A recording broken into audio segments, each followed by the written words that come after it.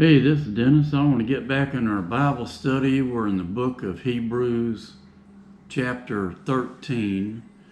We're going to start with verse 9 and go through verse 16. And this is some real deep stuff. And like I've told y'all before, I don't know it all, don't understand it all. I'm still learning. And if God shows you something in here, please share it with us in the comments section. I'm going to do the best I can. I know reading over it this morning, I'll share with you what God has shown me. And if God showed you some more to add to, please do that. But before I get into this, I want to read some other scriptures out of the Bible. What we're going to do is jump over to Leviticus chapter 6. We're going to go over verse 26 and 30. Leviticus chapter 6, verse 26. The priest that did offer it for sin shall eat it. In the holy place shall it be eaten, in the court of the tabernacle of the congregation. So if the priest offered this sacrifice, this blood sacrifice for sin, and if he did it in the court of the tabernacle, he could eat it. Verse 30. And it says, and no sin offering whereof any of the blood is brought into the tabernacle of the congregation to reconcile with all in the holy place shall be eaten, it shall be burnt in the fire. So you got to read in depth here. At the beginning of verse 30 it says, and no sin offering, comma, you got to jump down to the bottom, shall be eaten. No sin offering shall be eaten. It shall be burnt in fire. And then before that it says to reconcile with all. So if this blood is for everybody, sacrifice with everybody, and I believe we'll see it's going to be, in the Holy of Holies. We'll show you in just a minute. But it says there, shall not be eaten. We'll look over at Leviticus chapter 10, verse 17. Wherefore have ye not eaten the sin offering in the holy place, seeing it is most holy, and God hath given it you to bear the iniquity of the congregation. So this one, the blood from the sacrifice that's brought into the most holiest place, Holy of Holies, is to bear the iniquity of the congregation. That blood's for everybody, to make atonement for them before the Lord. All right, let me read you something here. Maybe it'll help a little bit too. I asked Google, what was the difference here? This is what Google said. The difference between Leviticus 6:26 and Leviticus 6, verse 30.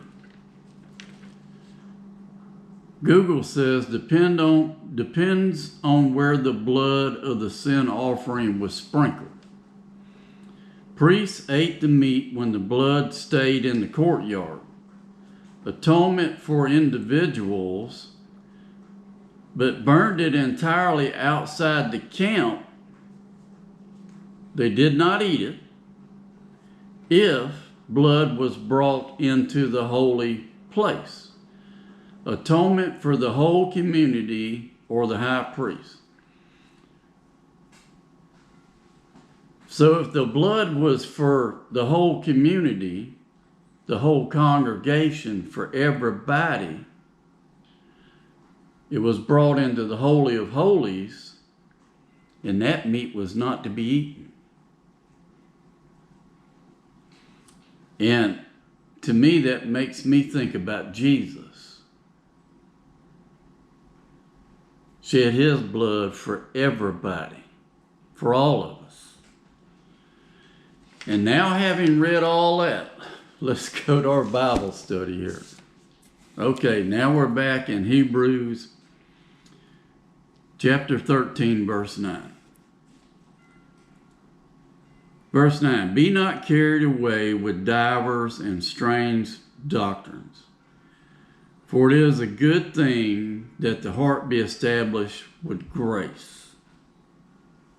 Then he says, not with meats, which have not profited them.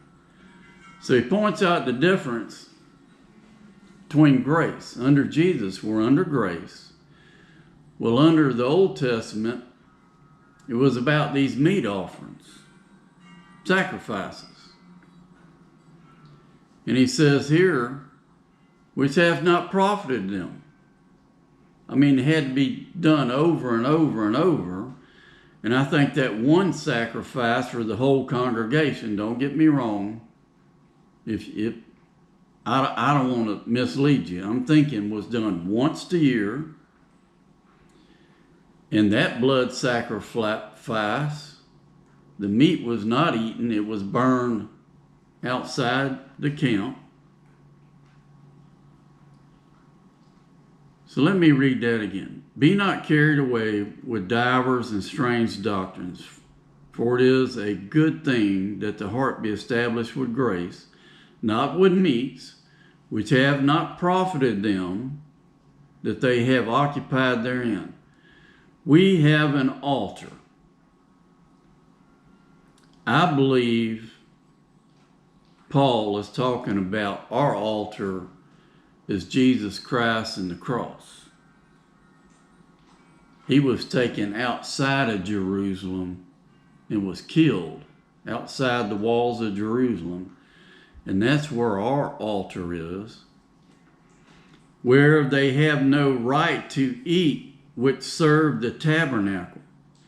See, that blood that was shed in the Holy of Holies, sprinkled in the Holy of the Holies, they didn't have no right to eat that meat. If you look at Leviticus, which he says right here, whereof they have no right to eat, which serve the tabernacle. For the bodies of those beasts whose blood is brought into the sanctuary by the high priest for sin are burned without the camp. They were not eaten. Wherefore Jesus also, that he might sanctify the people with his own blood. Now we're going to Jesus and his blood sacrifice.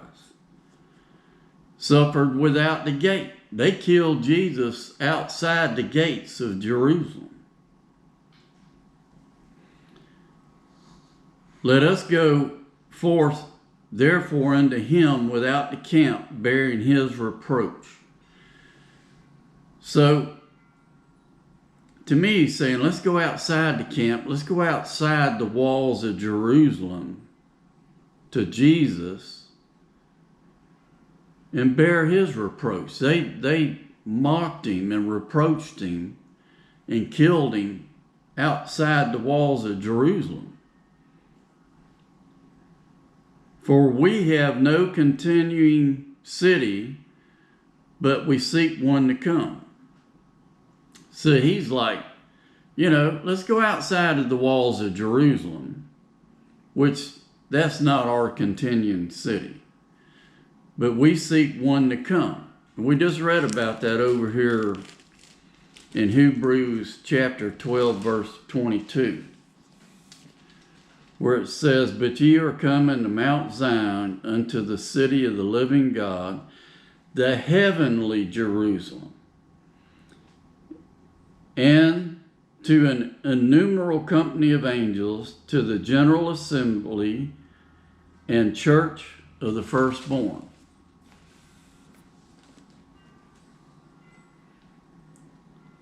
So he's saying here, but we seek one to come.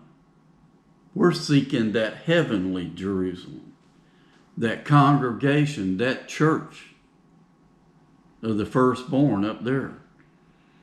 Verse 15, by him, and I think he's talking about Jesus here, by him, by Jesus, therefore let us offer the sacrifice of praise to God continually. So through Jesus, he shed his blood. So our sacrifice now is not killing animals. Our sacrifice is of praise to God continually. That is the fruit of our lips, giving thanks to his name, but to do good and to communicate, forget not, for with such sacrifices God is well pleased. So he's talking about some other sacrifices we can make. We don't have to kill an animal. We can make sacrifices to God, and he's well pleased by them if we do good and communicate. Wow. I mean, you wouldn't think there's so much right in here. Verse 9 through 16. Wow, that's some deep stuff. I'm still trying to get it all in. Praise God. God bless y'all. Walk with God one day at a time.